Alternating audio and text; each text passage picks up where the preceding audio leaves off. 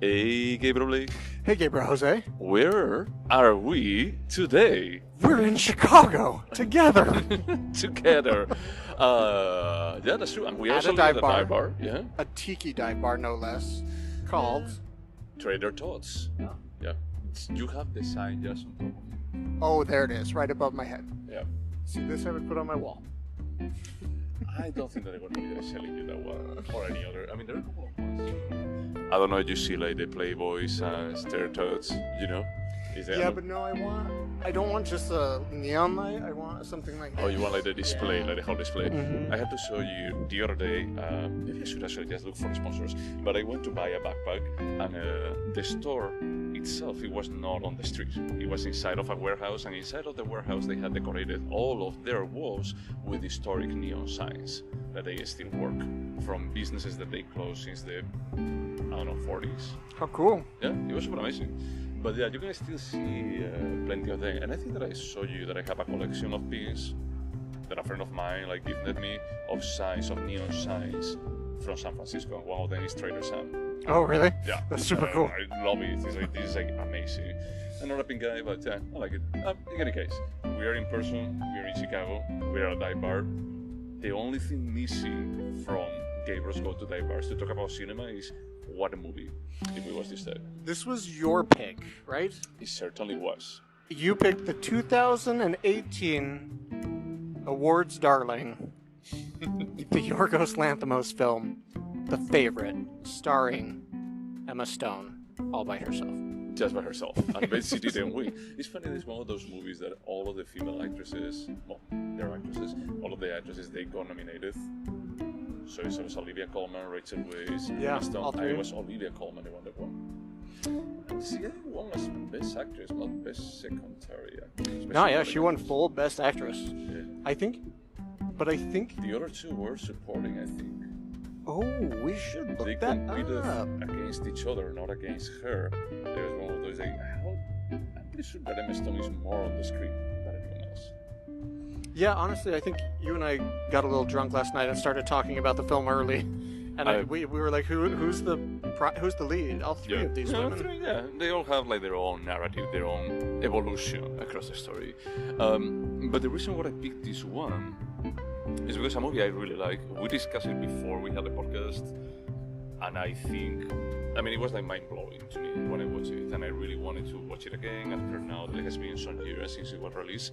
I was curious to see if it has aged well. But as you chose a couple of weeks ago, Elizabeth, I always said the only period piece, and then we started discussing about like, what is a period piece, but besides a tournament that I really like is The Favorite, but it's not a standard period piece. I mean, The Godfather's a period piece. Dude, Whatever. We're not going to get into this. Stuff like this thing. No, Stranger it's Things is a fine. period piece. So that is a reason that you wanted to watch this, but also Yorgos Lanthimos just won Venice Yep. for another film Yep. that stars Emma Stone. Yep. Yeah. So we haven't had the chance to see it yet. So we thought we'd do a little Like a retrospective. warm up. Yeah, it's like let's examine the career of Yorgos Lanthimos. Oh my God! Does it mean that you're going to be picking The Lobster? No. Okay, not yet. No, John Not Wick. yet. 3. Okay. You're not going to be like letting me prepare Nope, like we love it's just John like Wick throwing 3. you in front of the bus. Yeah, because there is also a new TV show on the universe of John Wick. So The you can- Continental, the right? Continental, yeah. So you have been joking about Making me him watch. because I really thought you would. I cannot believe you haven't at least seen one on a plane. But It's on every plane ever. Maybe I saw that they had 3 and 4 recently because 4 is already streaming, I think. Yes. And I think that I saw them is that, but I didn't watch the 3 previous ones. I'm pretty sure that there is some kind of continuity besides, hey, this guy had a dog, the dog gets killed, he goes in a rampage. We're getting way off topic, but somebody asked Keanu Reeves in an interview about John Wick 4 about the puppy, and he's like, I mean this is no offense, but it's really weird people don't remember that they killed my wife, too. People only remember that the dog was killed. And it's true. They killed his wife and his puppy. The world cares about the puppy. Not about it. Do you remember we should do a special about how Hollywood sometimes forgets That is that humans are more important than animals. In my high on edibles hypothetical with my husband, I picked my dog over my husband's best friend. That goes out to you, Juan. Oh my god. Well, the odds are low that he was this, you know. But do you remember Independence Day? Did you ever watch it? I did. Do you remember that there is this scene with the first lady that she's going through a tunnel and all of the cars are stuck and she's going with the first dog. She has like a giant dog. I don't remember this. Yeah. So she actually runs, there is an explosion, so you see like, what is the name of the director? I don't remember it right now. The guy that did Godzilla too. I don't think I've seen it since I owned it on VHS. Own it, okay. I cannot remember the name right now. I'm very ashamed of myself. Is it the same guy that does like 10,000 BC? And The Day the Earth Froze Over or something? Yeah, it's that same like. Yeah. He likes like this catastrophe. Let's destroy New York one way or another. But there is this scene where he actually. The first lady just gets into this room, like escaping from this explosion in the tunnel, and then we see like the dog that is staying behind and start like just running while the explosion is like just catching up. Does the dog make it? The dog makes it. Is like that's like a jump, like a slow mo. You know, when he actually just gets into the room and the explosion just pass by. But it's like, and people would actually roll Emery. That's true. It's like people would actually feel like, oh my god, the dog made it. It's like, yeah, but probably thousands of people died on the tunnel. It's like, and you actually are focusing about the dog made it. Because we don't deserve dogs. Humans deserve to be killed. Dogs do not deserve to be killed. Sure, that's a way, not too poetic way of putting it, but sure. But in any case, going back, I wanted to see how our opinion has changed about this movie. We said that there is a new movie like coming out from him. What is this movie about? What is the favorite about? I'm actually just panicking a little bit because I realized I'm not going to know any names. Queen Anne. So this is about a real queen that existed that we know very little about. There's very little written about her, except she did give away a lot of power and wealth to her chambermaid. And so I think, I could be wrong, Yorgos Lanthimos read about this and wrote this story about a very eccentric queen who is childless because she's had 17 miscarriages. Or just like dead kids. And she has a lot of health problems, and she has a trusted advisor, played by Rachel Weisz, named. What's her name? I don't remember. I don't remember the character. Okay, sure. Rachel Weisz. And really, like, so the queen is in a sexual relationship with this person, but with Rachel Weisz. But Rachel Weisz is also married to a man who's fighting a war for England in France, I believe. And they're also at war.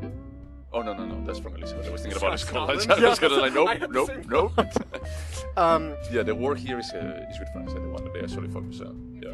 Yeah. What do you think? So, we get to know the Queen's court, the people around it. We can see that there's a power imbalance both in intelligence as well as emotional between Rachel Weisz, who's like a powerful like person in the court. She's basically ruling the country through the Queen.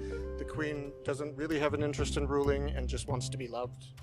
And then we see Emma Stone pop up. Emma Stone She's the cousin.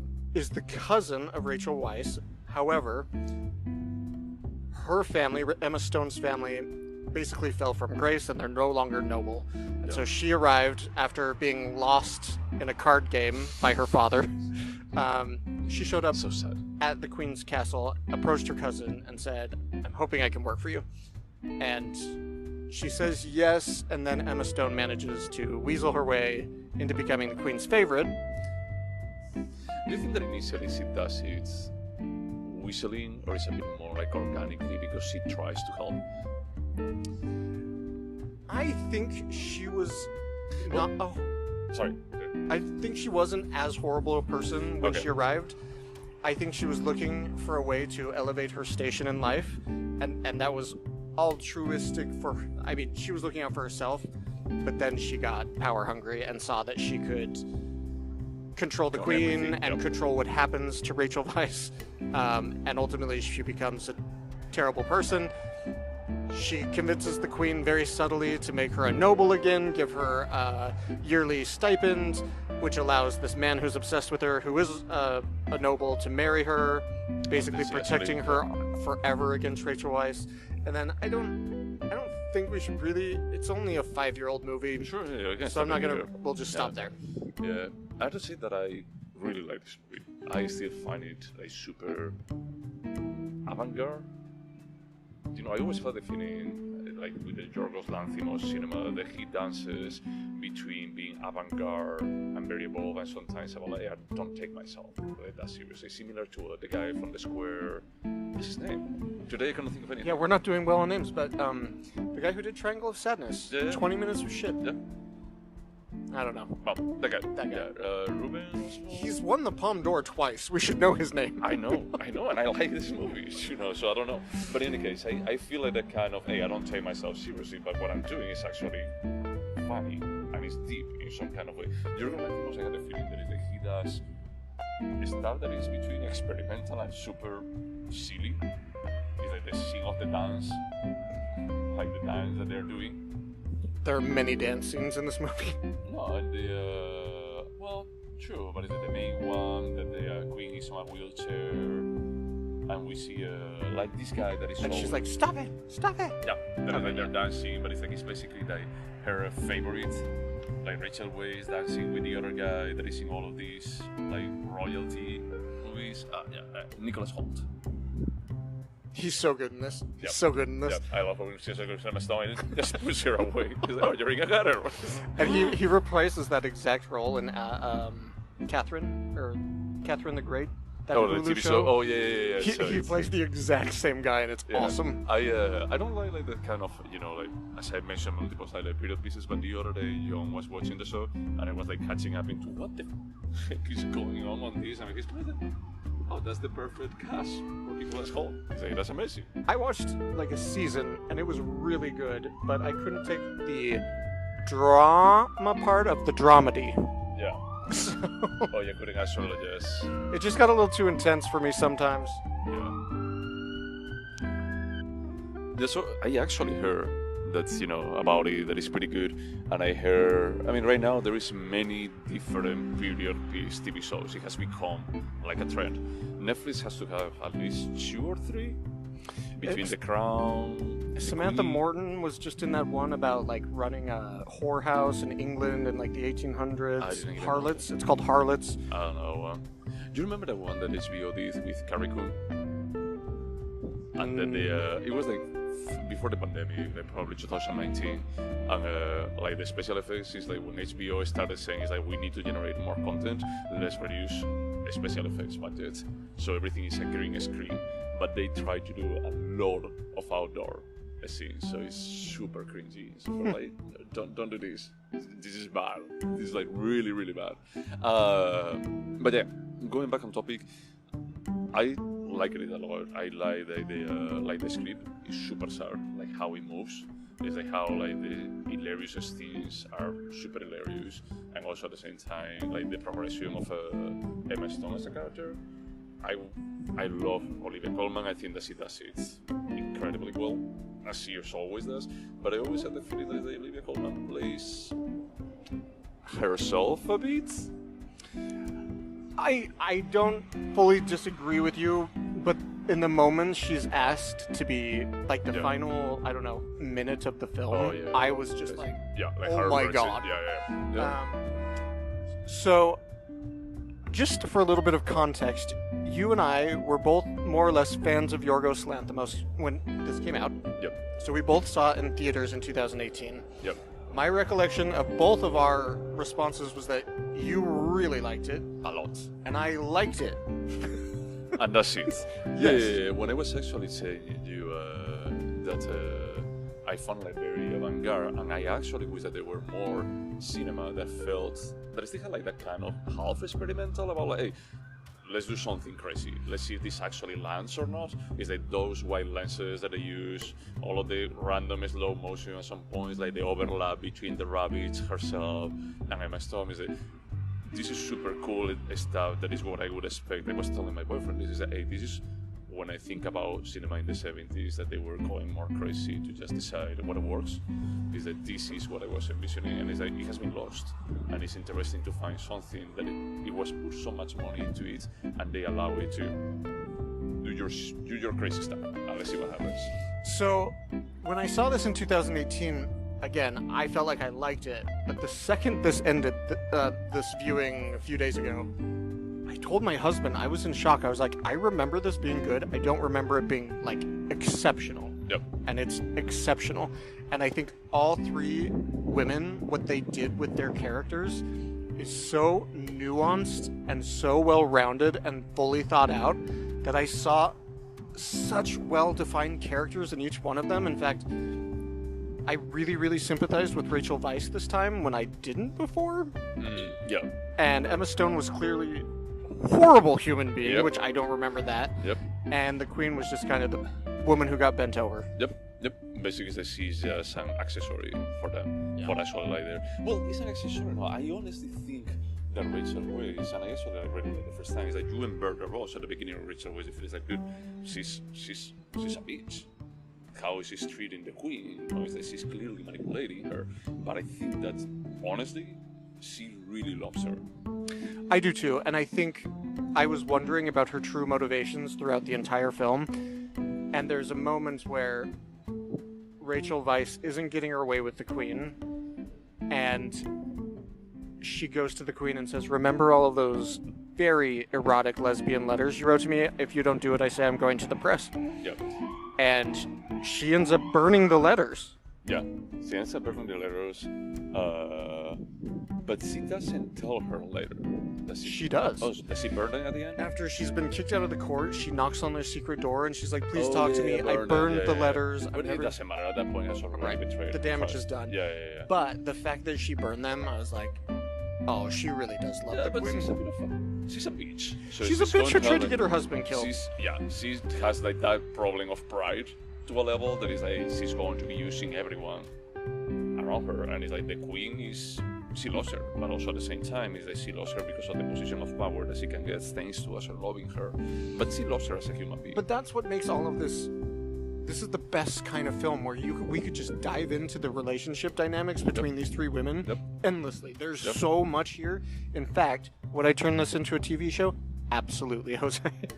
Yeah, I mean, what you were describing, Catherine the Great has like some absurd stuff that it feels like it comes from this. The only thing is I feel that this it's so well packed together, so well It doesn't feel like 2 hours at all. No, it's like super, like the pace is amazing, the script is amazing, the characters, as we were saying, is like it's perfectly nuanced, how it's interpreted. It's, for me, it's like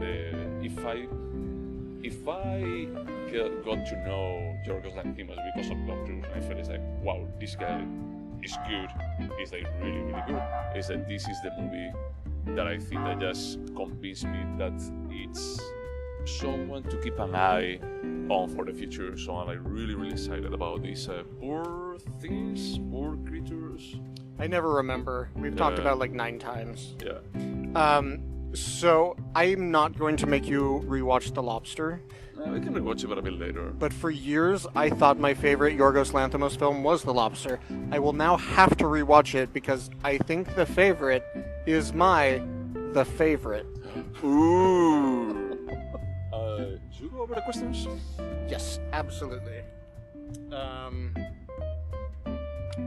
So, Jose, Yes. would you watch The Favorite again? I would say yes. Probably not tomorrow, but yes. Honestly, I would probably rewatch this. Tomorrow. I rewatched immediately the last 15 minutes. Once it ended, I was like, I just want to watch all of this again. Yeah. Would you recommend this? Yes. I mean, like to my parents, I'm a bit doubtful, about recommending it. Because of the sexual content, Which is not, just to be clear, it's not that graphic, but there's no nudity. Well, you see, like, Well, Emma Stone is everything happens off screen or under clothes. That's all I'm saying. They don't show any naked. You see Emma Stone shower, and there's some naked women, Yeah. but there's no nudity besides that. And when they're in the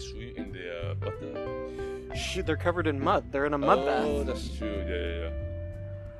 But Mr. Sweet. okay, so I would absolutely recommend this without any hesitation to anyone, because if they didn't get it, I need to know that they're not the sort of person that I want to talk to. That you want to invest time on them. Okay, so will you remember this? Yeah, I remember most of it. There are like small details that I forgot, but the scenes where they are shooting, I really like them. I remember those when Rachel Weisz pretends to shoot Emma Stone after Emma Stone comes saying that is like, hey, I was approached by this other guy and I to try to betray you, to just sell you. And I say, oh, what did you do? He say, I would never sell you. And then she actually pretends that she's going to shooting her. Well, no. What she says is, so you'll keep my secrets safe. Yeah. And she says yes, and Emma Stone, who just discovered that Rachel Weisz is sleeping with the Queen, says, you can even trust me with your biggest secret. And Rachel Weisz is like, we're not fucking around about this, I will kill you. Okay, so my answer is surprisingly no, only because it's been 5 years since I saw this film for the first time, and I forgot almost everything about it. Besides, I remember the 3 characters. I didn't remember they were lesbians. I had no recollection of that dude, whatsoever. okay. I was like, this seems kind of dykey. What's going on here? It is. Yeah. So yes, while I love the film, I clearly didn't keep some of my memories, so I'm going to say no. But that's not a bad thing. Yeah. Is there anything artistic about it? Yes. Yeah. Yes. Everything. The script. Yeah. The direction. Yep. The performances. Yep. The cinematography. The music. Yep. The allegories. Yep. The metaphors. Yep. When we found out why she has 17 rabbits, I wanted to die inside. Yep. You saw her wrenching. There is like, oh. It makes it even worse, like the relationship with Rachel Weisz, about like that she doesn't want to get close to it. It's macabre. But is it sure? They connect on the reason for the rabbits existing, and then there's this chilling scene where Emma Stone, puts the heel of her boot on the neck of one of these adorable bunnies, and I was like, well, but when she was the one that at the beginning was saying, oh, how sweet and how she was playing with them. You remember? Yeah, she was completely duplicitous. Yeah. Well, the duplicitous area is a bit more about like the purpose. Honestly, I think that the purpose of Rachel Weisz is honest to actually just for the good of the people of England. I think.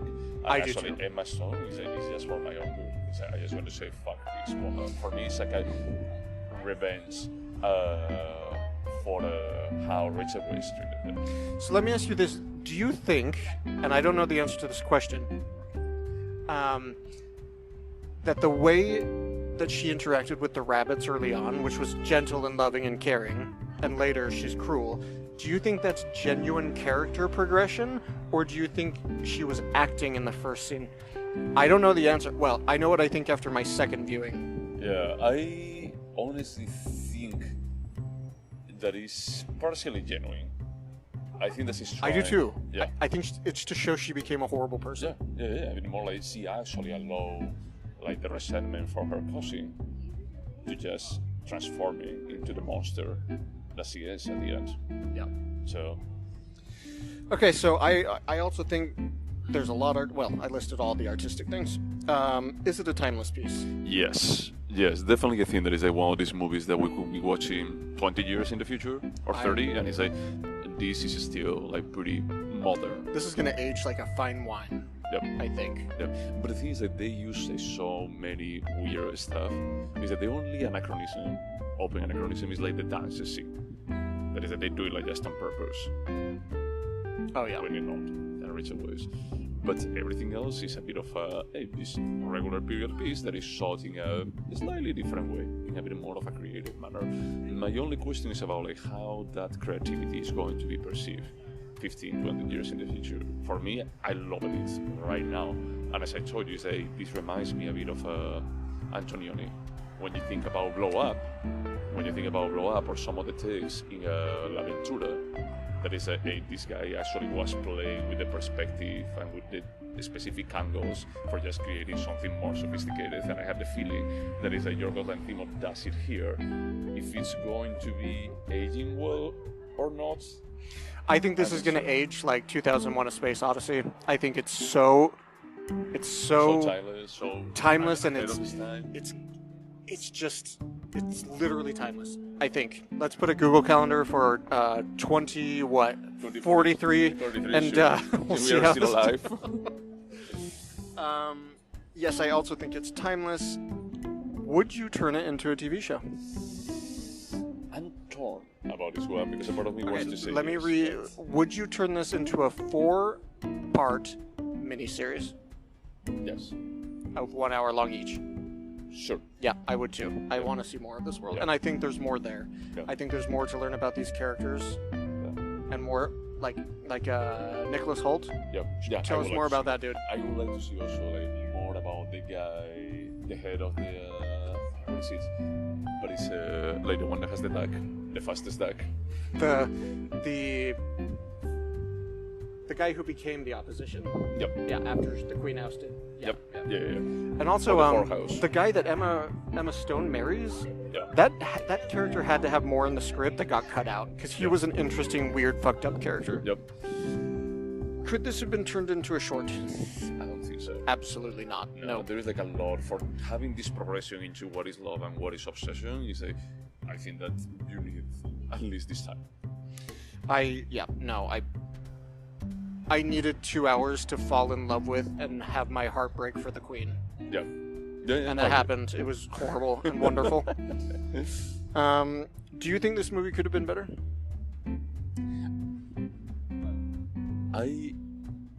I'm not completely sure, honestly, because this time, albeit I agree that this is a fantastic movie, at the same time I feel, after watching it so many times, I think this was like the 4th or the 5th time that I watched it, I thought that there is something, I don't know, like it could be like fine-tuned. I'm not exactly sure what, but I had a feeling that part of me is like, maybe it was a tad too long because I enjoyed like the 2 hours, but I cannot put my finger on it. Interesting. Okay, so I'm putting down yes, this movie Sure. could have been somehow better. Yeah.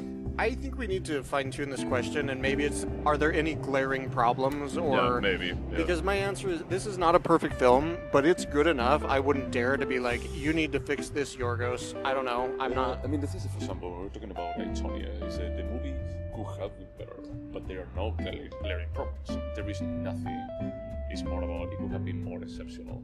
For this movie, I just have the feeling that there are like some fine-tuning that it can be done, but overall, it's as good as it gets. Yeah, really, really freaking good, and I applaud the vision you had in 2018 that was clearly better than mine, because while I didn't dislike this movie at all, I thought it was good. I didn't realize how good, so well done. Yeah, I have no idea exactly why I connected like so much like that first time, but yeah. Should we score? Yes. So this was your pick. So you have to score it. I have to score this. I completely forgot about the scoring part. I saw how you close your phone. I'm gonna say, I don't even know why I'm taking off a point. I'm giving this a 9. I think that is fine. What do we give it a 9 to? It was really good. Yep. Really good. Yep. Well done. Good pick. Thank you. That's the highest Yeah, what? we've scored since 2001: A Space Odyssey. But that one was higher than I gave it a 9.75. You gave it a 9.5. Sure, So yeah, my vision's a little better when it comes to this. Sure, man. So what are we going to next? Because now it's your pick. I pick another Yorgos Lanthimos film. The first one that kind of put him in the international spotlight, Yeah. at least for dumb Americans. I don't know what was happening in Europe, but it's Dogtooth, which I believe won the best, but the Oscar too for best foreign film. They did? Yeah. Holy shit, okay. I mean, let me double check. I'll double check and come back to the next recording with that knowledge for sure. Yeah, let's make sure. Okay. We don't want the the Academy. Coming like after you have us. said, yeah. Absolutely, we did not give an award to Dog Truth. But yeah, anything else to say about the favorites? No, just really excellent movie, and yeah, go watch it Yeah? Well, watch it. right now. Yeah. Alright, to everyone out there listening to us, thank you so much. And get your updated COVID new booster or your new whatever shot. Yep. Alright, Bye. bye.